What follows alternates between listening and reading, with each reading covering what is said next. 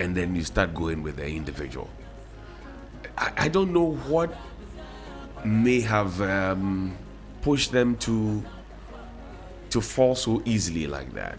Yeah. Some are suggesting that it could be hunger. Some are just suggesting that there's desperation to be connected to Obroni or get into a relationship. Some are even suggesting spiritual connotations, etc. But whatever is worth, it will be cool. Well, it will be cool. I have because it's two consenting adults, right? And so did they consent? No, for every individual who decided to have any sexual relations with him, it was out of their own free will. Right. Whatever the conversation, I mean, you can have a conversation and ask, oh, did they follow him too easily or whatever? But I try to tie this in with our hospitality culture, which we've been known for a very long time, and people benefit from that. You have been hospitable with your dignity. No, I'm trying to put this right. Right. That in more instances than not, we tend to open up and help strangers. It's until recently where you hear people say that, oh, to wit, there's a lot of danger around. Right.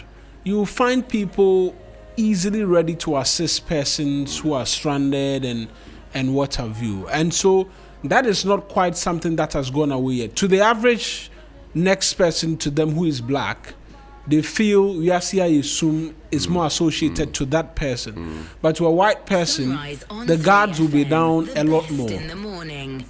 And that's been from where I sit. Right. I feel they let their guards down lower as compared to a fellow Ghanaian or something, and easily they followed. As to the rest, they are grown, consenting adults. Even for fellow Ghanaians, they meet people today, and I've had so many stories. I've had friends tell different stories that they met someone today and it happened. And so I will not put that within the context of too easily, because even for Ghanaians, I've read stories, I've had friends who shared similar. Because Mama will be asking, Oko Hoko Yeding. You understand? And so I will not want us to. The bane of this is the fact that he recorded without their consent. That's right. And shared it without their consent, and subsequently has sought to profit from intimate moment with these individuals. And that is where violations of law takes place. Every other thing in relation to, oh, hi, I like you, follow me, remains within the merit of morality. And those matters, if you are holier than the Pope, then you can decide to engage in. Yes, we can. Outside of that, we can have conversations about. Let's flip the coin, right? And say a very gorgeous lady comes around you and says, "Marina, follow me." Would you follow that man, woman? No, I'm asking you a question. I won't follow. Why wouldn't you follow? Are you not hospitable too? No, because that's why I said. Won't you be a consenting adult? I will. That's why I said. But you will not follow. In fact, in the videos that he shared, there were people who didn't follow him. Right. There were people who didn't follow him. But if you look at the numbers, yes, you can have an argument about the numbers. What it would take for me to decide to follow somebody to assist them will not be, hi, follow me. It will be a conversation and whatsoever, and me seeing reason. Right? That's why I say, for every individual who followed, it wasn't just, hi, follow me, and then they followed him. That would have been senseless. But there were conversations which were had and the basis upon which they decided to follow him. And so I get the point about us having conversations around a bit more in terms of morality, because we are a people who are steeped in culture and expect a certain level of respectability when it comes to how we do things. And so we can speak in another context and ask the question, what happened to the Ghanaian way of doing things in terms of wanting to preserve and do this and put, because even for, and a lot of people can tell the story that for their wives and partners they ended up with today, there is that notion that says, oh, you for rush the guy small. Then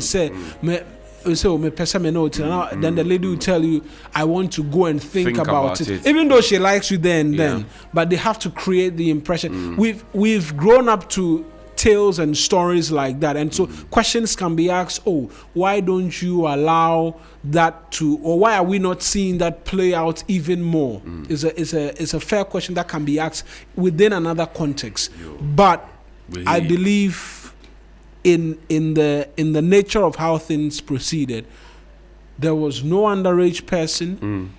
They willingly consented to whatever it is that may have happened. Yes, there's a concern that he may have used some of them where he didn't even have any sexual relations with them, and sought to have suggest in that light that he had something to do with them sexually. But he committed crimes against individuals in deciding to share explicit moments, and for that there will be a need for an answer of some sort. Okay.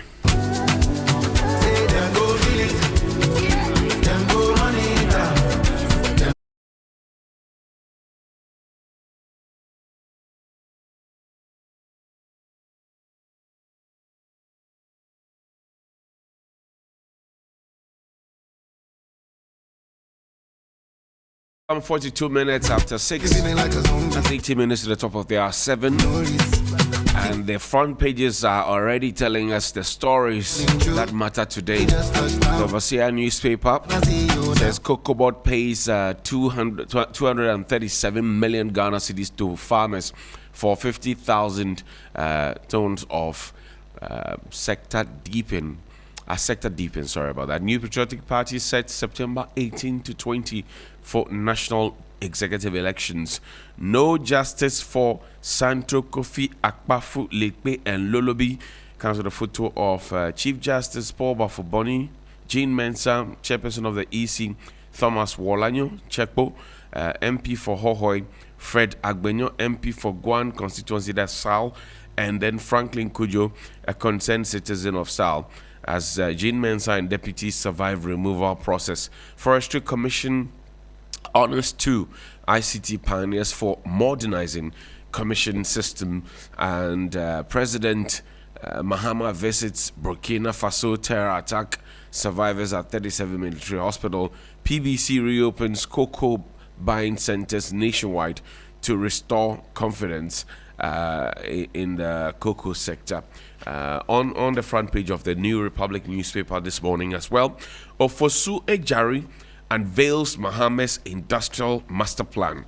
IMF projects $113 billion milestone as NDC government break economic barriers, and NDC kicks out Ayawaso East rebel. Who is this rebel? We'll find out later. Mahama's reset message sparks debate in Zambia. NPP flees Cocobot ghost. Edu San leads counter coup to whitewash a $3.8 billion legacy of lost, and 24-hour farm plan hits chieftaincy wall. Okay, now the New Finder newspaper says policy rate could fall to 12.5% as next MPC meeting, according to a financial expert. Bank of Ghana backs banks measures to strengthen sector capacity. Stronger primary balance signal fiscal gains, according to an analyst. And Commander Sugar Factory set for revival as government engages investors, we hear this thing. We're even giving timelines. That Commander Sugar Factory was going to. We saw a number of timelines, and I can't forget the Commander Sugar Factory because it is a part of my early days as a journalist. In the sense of the word proper, because I remember I was an intern here at TV3 on the weekend of Key Point. May the Lord bless his soul wherever he is. Dr. Ibrahim Mutala, who was Deputy Trade Minister at the time, came to Key Point, and there was heavy debate about the Commander Sugar Factory, and he promised to bring sugar from Commander the following week on Key Point. I was working on that weekend. And so the government at the time, that was Mahama One, had commissioned the factory, was working, and what have you. The opposition had challenged it greatly, and he said no, it was working, and there was sugar from there that was going to come. They lost the election.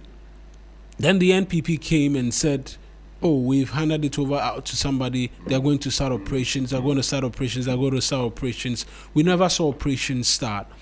And knew the President Mahama has returned for his second term, and we're hearing that debts and some other things have seen electricity and water cut from the factory, and they're seeking to hand it over to another strategic investor for it to be revamped. Was it the people of Commander that President Akufo-Addo told them in their faces that I gave you a deputy minister, and you decided not to vote for my preferred candidate. Absolutely. So I'm not ready to do this for you. And again, yesterday when I saw the news, I was telling, was it Kemeni during the news bulletin that this is all we've done to all of the factories which were set up.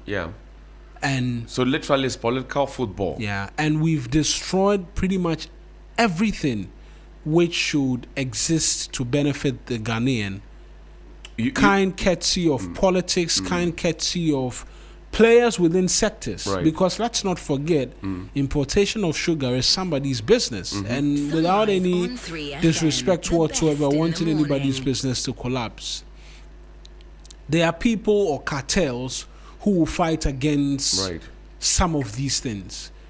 If Commander Sugar Factory were to come on stream outside of the political football that exists, whose business suffers? It is in that person's interest not to want to see the business flourish. You know, interestingly, and it's good you brought this up, interestingly, rice, sugar, chicken, and a couple of oil, a couple of other commodities have very, very big budgets that are taken out of this country and paid to people to import them, blah, blah, blah, whatever it is. These people are alleged to be supporters of the political class. So it is never in their interest to say that, let's have these things done here. That's one. Number two, this morning people will drink cocoa. People will drink Tom Brown. People will drink tea. The bread that they would most likely be eating would have some sugar in it, right? And we don't produce a grain of sugar or cube of sugar in this country. So this morning, if you look at the dining table items that you have, where does your flour come from for it to be used for your bread? Where does your margarine come from? Absolutely. For it to be used to bake your bread? Where does your tea come from? Where does your sugar come from? Where does your milk come from? So this morning, we are actually going to consume what we have not perhaps produced and hand the money over to people. And just yesterday or 2 days ago, we're talking about this tomato folks that got attacked at the Burkinabe border. And the gentleman said, look, every year we give over $500 million just to get tomatoes into the country. It doesn't add up. A lot of things don't add up to me. the argument that has been made about Commander Sugar Factory is that, oh, we didn't plant the sugar cane before we started the factory, and then some said, oh, the outgrowers were not there, blah, blah, blah, blah, blah. So I said, but if we have all the technocrats, if we have all the champions who make all the fine speeches, who convince us that they know their beans and they can do this, why can't we set up a common sugar factory? And it's not as if it's not been done in this country before. There are stories and there's evidence from back in the day to prove that we had sugar factories, we had tomato processing factory, we had glass factory, we had mentioned them. So what's going on? What's going on? These are the questions. These are the and every regime that we have had that has played politics with this has had a trade and industry minister. Absolutely. Has had an agric minister. So what's going on? These are the legitimate questions that demand very, very serious answers.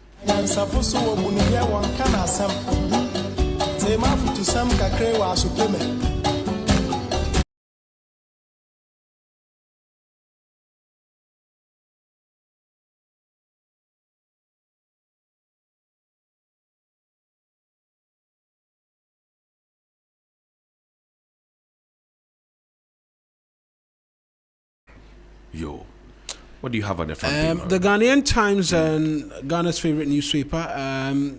The Ghanaian Times leads with no prima facie case established. CJ urges president to dismiss petitions. And these are petitions for the removal of the EC chair, the special prosecutor, and some others. I'm sure we'll get into this conversation a bit more because I didn't see the details of the petition for the Electoral Commission chairperson. Right. But there's debate that if there's anything, on 3FM, South, and the fact that the people that did not get a member of parliament during the 2020 elections was a grave injustice done them. Was a sin. Yes. Cardinal sin. Against the Fourth Republic, as Professor Azar would like to say. And it should not go without a remedy. The courts have not given a remedy because these matters have been in court for a very long time. That's right. And you know, at some point the judges were even changed. That's why I say I don't want to get into I don't want to jump the gun or get into hasty conclusions if that was a part of the petition submitted. Then I really want to see the reasoning of the learned Chief Justice, because he is an embodiment of the law. Why don't we have... terms of, yes, of course. But why don't we have a culture of resignation in this country? Oh, no.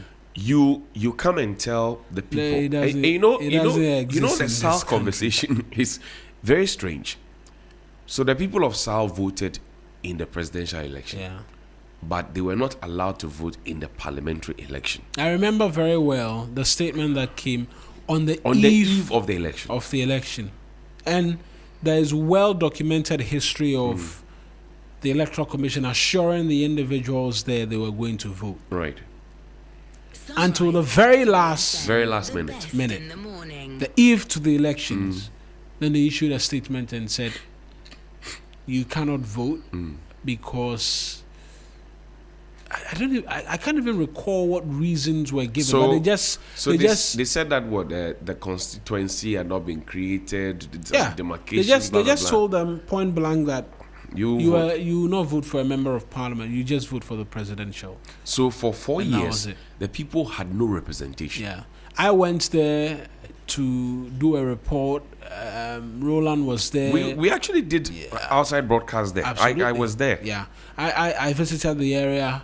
And it's something they cannot forget and something they found very strange. So, in fact, they look forward greatly to the 2024 elections because that was when they had a chance to vote. A constituency had been so properly put together and they were going to elect their own member of parliament. And that's the constituency of Mr. Hianyo. Yeah, Agbenyo. Fred Agbenyo. Frederick Benyo as well. I just mixed up the name. And so I will wait to see if that was a part of it. But I asked private legal practitioner Martin people whether or not this will put to bed all the conversations about. I'm not sure it should put this matter to It's the same thing he said, actually. He said it should not. He said this was only going to open up for more petitions for it's the not removal, supposed to put this. I know the South area because prior to this whole debacle of SAL and whether they can vote or not vote, I had gone to Likpe Bakpa. And previously John Dumelo had done a lot of work there. He had actually wanted to contest in that area. And then later he moved to the Ayawaso West Wogon, but if you go, for example, to a place called Likpe Bakpa, that's, I remember very well. There was a hospital of a sort that had been literally abandoned. It was so bad. And I remember John Dumelo, after he saw that story that I did on TV3, he actually made some donations. It tells you how, like, the people had been neglected. And they had a DC who came and then was just 1 year or so in office and then he died. You remember that as well. Yeah. So for that whole period, they have had to deal with a DC that was not present. They didn't have the DC. They just didn't have a voice. Charlie. Anyway, what else is there? Senate expands welfare services beyond pension payment. Women must be bold, build networks, mentor others, as according to the Vice President. A woman arrested for allegedly stealing newborn from Mamprobi Hospital. On the back page, government rallies support to fast-track off-grid electrification. Deputy Agric Minister commissions mechanization center in the Eastern region. On the front page of the Daily Guide, Ghana's favorite newspaper, 8 cities. CJ rejects petitions for EC bosses SP removal. Government to register churches. Wow. Sorry, on page 6. Burkina Faso terrorist attack. Survivors airlifted home. 8 victims buried. President Mahama visited them yesterday. Mamprobi Polyclinic baby thief arrested. NPP sets guidelines for internal elections. Perhaps I'll get into the CJ thing, but let me go on to there's a story about Sami Jemfi's father-in-law shot dead. Sunrise on 3FM. For real? The best in the morning. I'm just seeing it on page 2. It says the father-in-law of Ghana Gold Board CEO Sami Jemfi, Mr. Kakari, has reportedly succumbed to gunshot wounds following a robbery incident at his residence in Kumasi on Friday. The deceased was said to have sustained several gunshot wounds during the armed attack and was rushed to the hospital where he was admitted for treatment. According to reports, Mr. Kakari's condition deteriorated while on admission and passed in the early hours of yesterday. Meanwhile, the paper gathered that no arrest has been made yet as the police are hunting for the killers. Other reports also indicate that the killing had nothing to do with Sami Jemfi, who lives with his wife in Accra. According to reports, Mr. Kakari was only a victim of a robbery attack. I was actually skimming to page 6, but I caught this had caught your attention. I caught the story, and so government to register churches. The Minister for Local Rwandan example. The Minister for Local Government, Chieftaincy and Religious Affairs, Ahmed Ibrahim, has announced that the government will establish a national digital registry for churches as part of efforts to streamline data collection and improve oversight of religious bodies operating in the country. Responding to questions on the floor of Parliament yesterday, the Minister said the proposed system will serve as a centralized platform for churches to update their operational status annually, while allowing the state to maintain accurate and verifiable records of religious institutions nationwide. He explained that although churches are currently registered as companies limited by guarantee with the Registrar General's Department, there is no single consolidated national database capturing the total number of churches in the country. I think this is different from the Rwanda one, because the Rwanda, you have to get a degree. Yes, before you can run a church. This one, we are just seeking to have a national database for all of our churches, and then we will be informed. I have a question. You know how people just wake up and start churches because they say Nyame Nyame friend. afrɛ no, yeah. I hear that a lot. Yeah, you hear that a lot. You have somebody just wakes up the next morning, Nyame afrɛ me. And I keep asking myself that prior to Nyame bɛfrɛ no, what did these individuals do in terms of work? Because I've combed through the Bible. All of Jesus' disciples had work to do before Jesus called them to come and follow me. But you have people who literally have not done anything. They have not worked anywhere before. They suddenly find that, oh, this is a lucrative corner, and they tell people Nyame afrɛ me. And sometimes when you listen to them preaching and you see some of the antics they do, you get shocked that so do people go to these, sit in front of, and sometimes very, very respectable people, like they go and sit down for such individuals to have, their way with them and tell them things that they have to do and what they don't have to do. And I get shocked. Nyame afrɛ me. It's a very difficult space to regulate because of the religious affairs bits. When spirituality flies in, common sense flies out. Yeah. So it's a very difficult space to regulate. In fact, even for some ordinary citizens, they've made suggestions that, look, we want a bit of regulation to police what it is that we see from some of these individuals. But it's been very, very tight. I call it the Jesus industry. Oh, yeah. Because people are profiteering from it. We're in this country when people had put monies into car ties and traveling away with them. You don't remember that? You don't remember that? No. It was a Winners Chapel conversation. Oh, really? Yes. The breakaway. Car tie. Charlie. We've been in this country where people are selling what? Edukromusio. People are selling Famanya Minku. People are selling different sort of things. Yesumoja. And all that. And you ask yourself, well, here go be. Sunrise on 3FM. The best in the morning.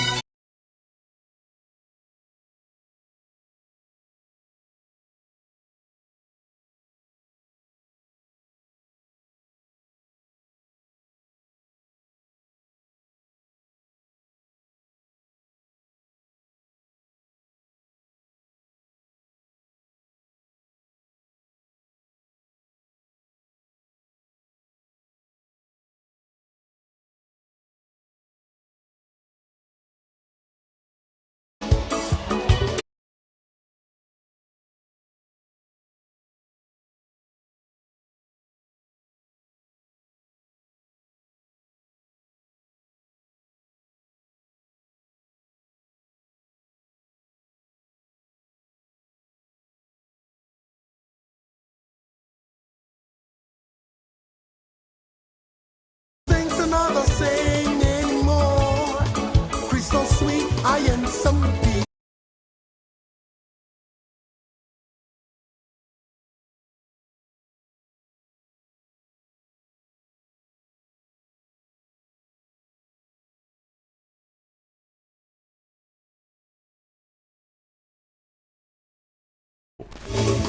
And he bought back in the day, the Benz, the round light. It was in vogue. Benz round light suite was. So he had bought some. I think 2 or so. And this pastor comes to him and says, God says you should donate one of the Benz to me. This my big man friend. He told the pastor that when God told you, I was not there. So because you interact directly with God, tell him to tell me. So that I can hear it, then I can confirm and give the thing to you. That ended the matter. Is he still attending the same church? Oh no, he stopped the church. Yeah, because that's why I asked. Because this one, I'm not sure. No, he stopped. Continue to attend the same How church. do you come and be eyeing my my what do you call it? My round light, my fresh Benz. There's another that they said, okay, own your blessings, claim your blessings. DP, a target for As the church member, for how else? want to stand by the pastor's car. Jets in the same church. I claim it, this blessing, I tap into it. Now for a 3 square meter. Pastor I began man. And all the He same. said, Kwe, Jane Lole. Sheep is being slaughtered. Ow! Oh my God. Listen, we gotta walk like a preacher, talk like the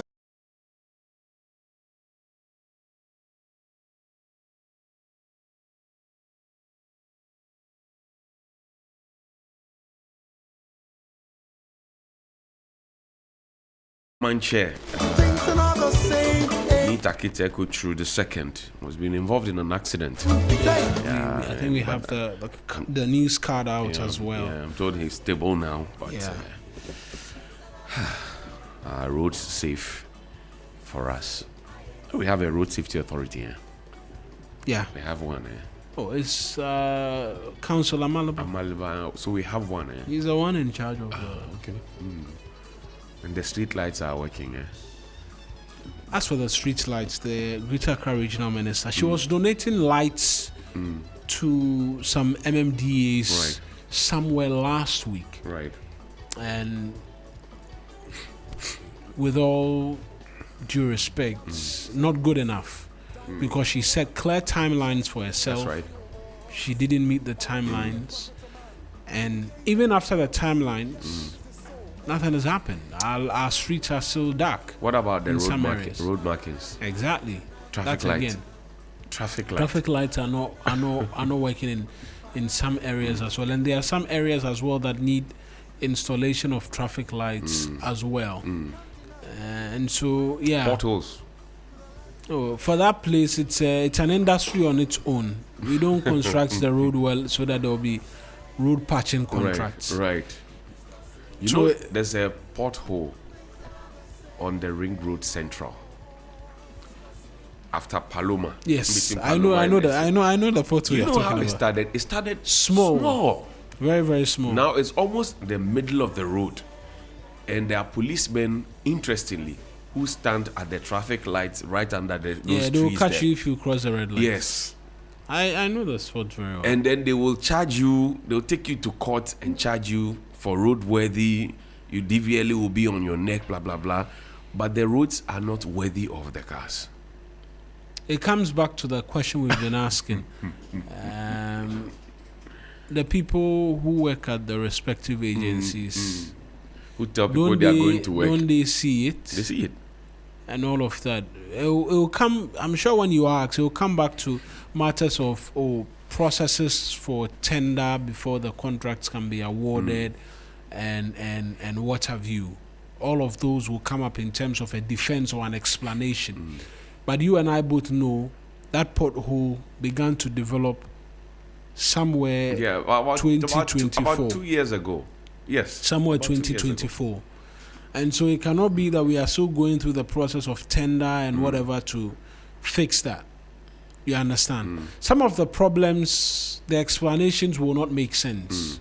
Some of the everyday things we see, the explanation will not make sense. And no matter the justification, it will not.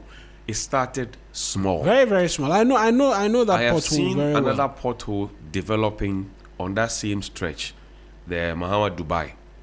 When you descend after the traffic light, where I just described, when you descend after the traffic light, I think where former busy internet used to be, Yeah. another small one has started. Oh, it's more. It showed its. Is gradually becoming what this one has And it will become. rain, and then the water will be in it, and then the cars will step on it, Yeah. and it will be expanding, Yes. it will be expanding, Yes. and then it will become a huge. Do you see what we gaping have hole. done to the Dubai?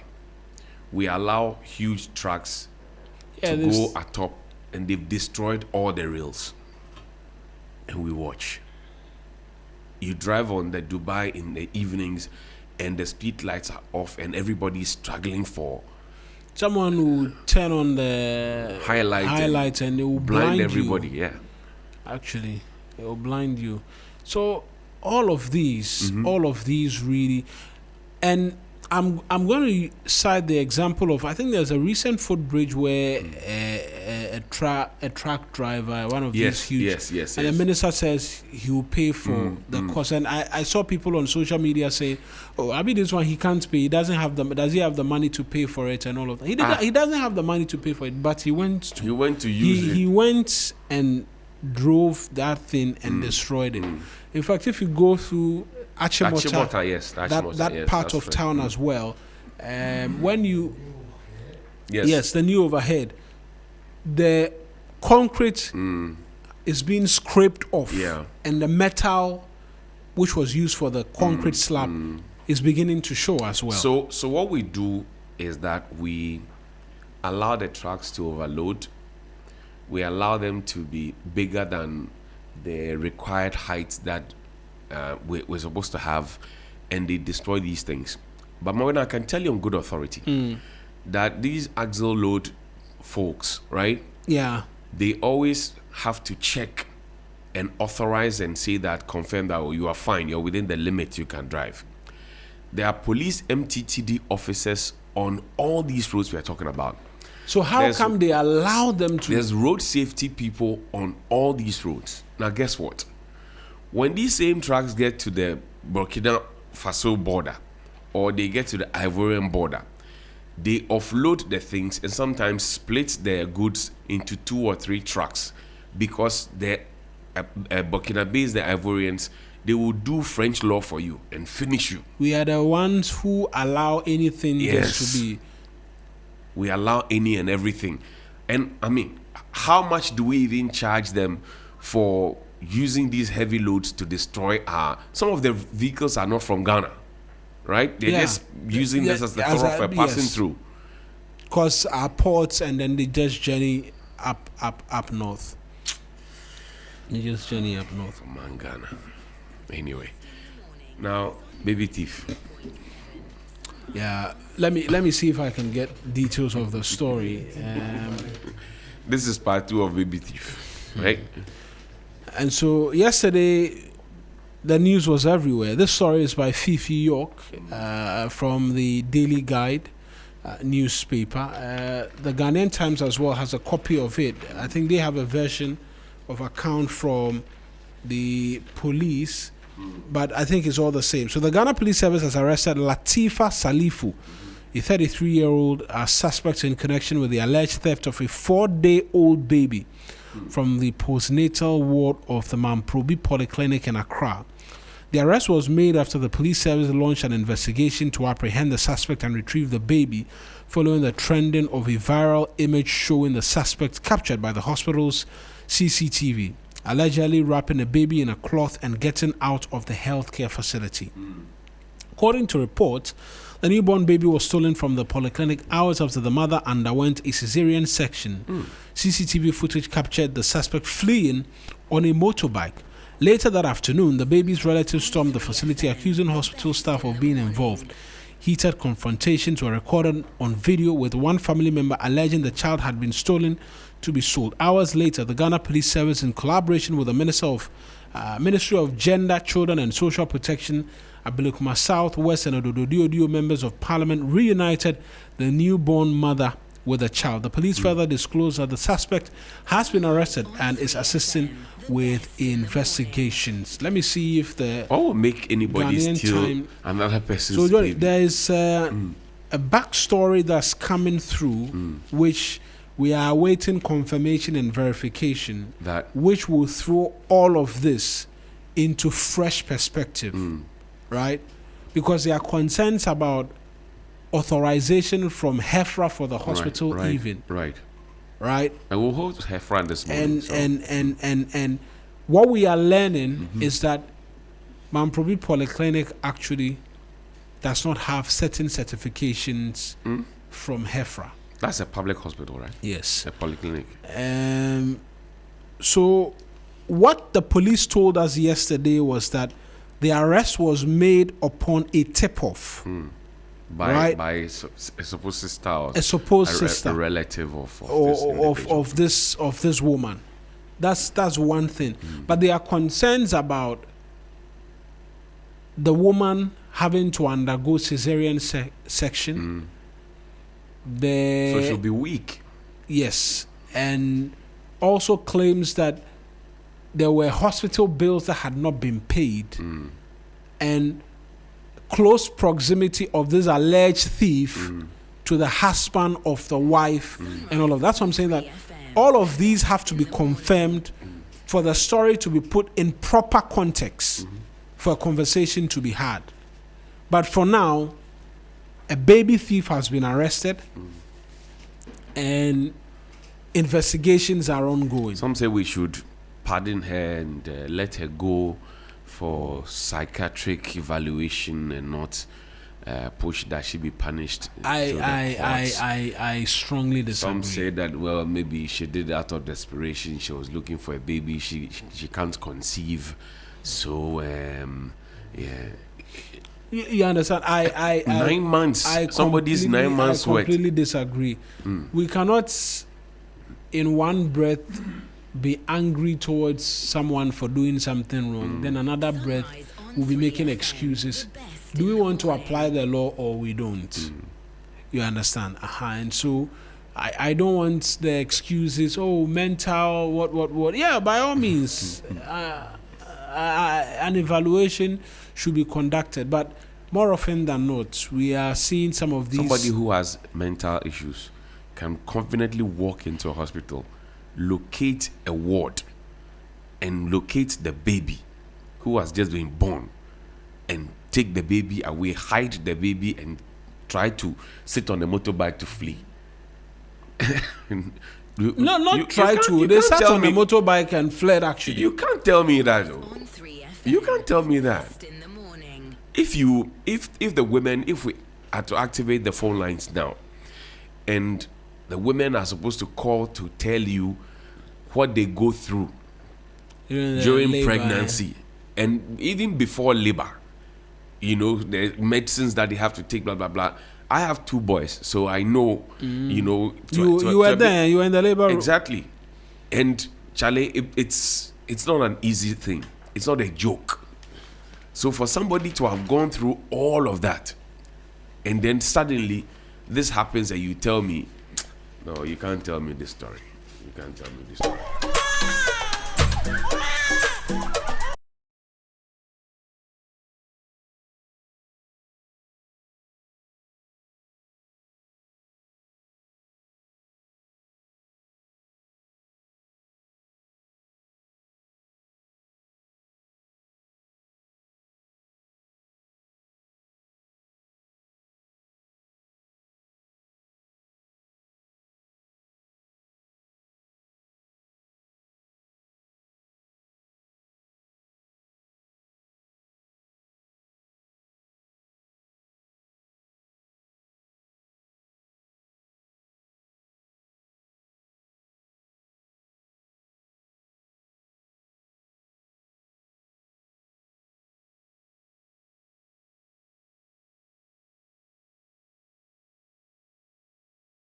Very, very true.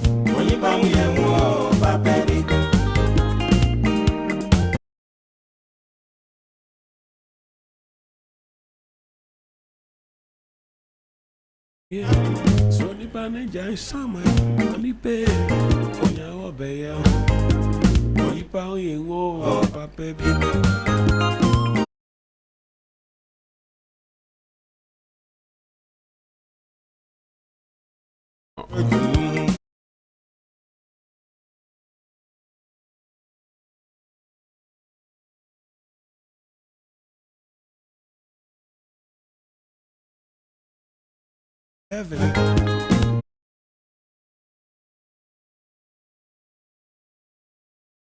The party.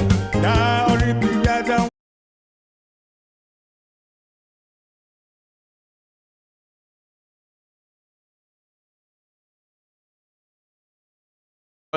this excuse that is trying to filter into the conversation is the same way we treat people who go and steal. Like, and if you mama fan police station where they say, if he has him, what? Somebody defiles a child, and we say, oh, A lot of these are not reported. I recall somewhere last year, was it last year or 2 years ago? Sarah Apenko, our colleague, had a scoop about a man who was living with a wife who had stepchildren, right, and had defiled all and of them, impregnated the girl, and the police was not interested because they were seeking to do it in Fiasem and what have you. And there are so many of such stories that go unnoticed, and all that even constitutes the teenage pregnancy conversation we're having yesterday. Look, people still are living in abusive relationships, marriages, and some opinions somewhere will say, oh, in Jawari, so it doesn't make sense. And all those things happen, and excuses are made of. I remember very well. Marina, I did a story on 19 boys who were sodomized by their social studies teacher at Kopi. Natagma. Yes, 19 boys who were sodomized by their social studies teacher. And this social studies teacher is supposed to be teaching the children how to live right and be responsible citizens and grow into responsible adults, and he was the one who was sodomizing the boys. I remember very well when I broke that story. The gender minister at the time had left, and when she came back she was speaking slang. She didn't care about the conversation. The police themselves did not really care about the matter. And per the law, if you are defiled, sodomized, raped, whatever it is, the cost is literally on you, right? Yeah. They are giving the medical form to go to them, but I think we've made progress on that score, where if you're a victim of rape and defilement, you're not supposed to pay. Right. You're not supposed to pay for the examination, the medical examination that's supposed to be done. I can't just readily recall whether or not it's been steeped in law now, but I know there was a directive of some sort which existed, that the extra burden, because it was a conversation we had, you'll be defiled, you'll be raped, a crime committed against you, and then when you go, you must pay for that examination. I recall the gender ministry, perhaps we'll have to ask again whether that's been steeped in law, was that when you go for such examination, you do not pay. You do not pay. I remember so well how those boys were ignored, and I had to talk about it morning by morning, almost every day, before something happened, before the gentleman. And apparently we understand that he was also supposed to be the school worship. So on Wednesdays, he is the one who is supposed to be leading the whole school to be praying and teaching them about morals, but he was sodomizing the boys, and we all kept quiet. And when the matter came up, people started suggesting that, blah blah blah. I said, so why do we do that as a country?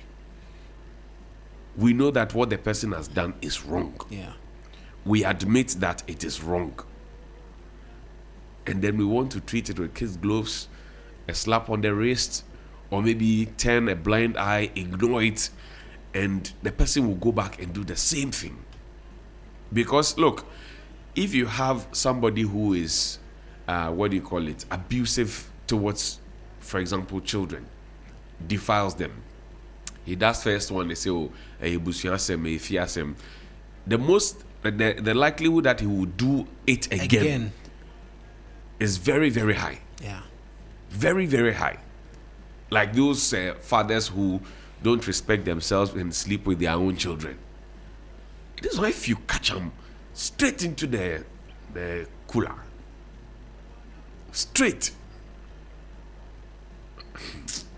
people defile children 6 years. What is attractive about a 6-year-old girl to a grown adult? What is attractive about that? It beats the mind. It beats the mind. But we increasingly have these conversations every now and then, and it's one that perhaps I don't know. I'll be very honest. But there are some messages from our friends on Facebook. This one from Philip Abuchi says, "Good morning, my good friend Johnny and Mawina. The woman who sold the baby a few days ago must be arrested. She has now. Based on my observations, there were connections between the nurses and the woman. The nurses on duty must also be arrested. This is a total criminal offense. The woman must face the law." And he decides to Jifa Gumashi says good morning to her, and Honorable Waklachi, MC of K2 South, Philip Abuchi from Keta. Oh, Honorable Jifa Gumashi, good morning to her as well. Yeah, it says only God knows, maybe uncountable. Okay, I can't get the head or tail of that message. Sefi Amoklu also has been reacting to the conversation about the loaded trucks. He says that I've seen an overloaded truck under the Achimota overhead, and because their load got stuck under the bridge, and they were cracking the bridge, they were what he's saying is that they were trying scraping to break it so that the car can move. Yes, they were breaking it so that the vehicle can move. And you know that bridge. There are police officers there every time who are holding their phones and they are checking license and insurance. That's right. Of star 920. Yes. I want to know if Safiamo can get, but I want to know if the police were there on that day when they would most definitely people be there. Were doing that rubbish. Because you see that bridge actually connects onto the N1. Yes. Right. So if you destroy the structural integrity of that building, then you are putting a lot of lives at risk. We'll be there one day and it will collapse on one of the track people. And then we'll start rallying and be asking questions. Because until the stretch on the Labadi, the Labadi Royal Hotel, until it was fixed when Honorable Governor Kwame Agboja, every day people were saying, in fact, when you were driving on the metal railings, you could see what was the name of the lagoon? Peshi Lagoon. You could see it. And we were driving over because there was no alternative. And people were driving and driving until a day something would have happened. We know about what is happening there and other such instances. Everybody will be quiet. Then a national disaster, and then we'll start rallying. Never again should this happen. Never. Don't we learn? Maybe we are doing remedials. Oh my God.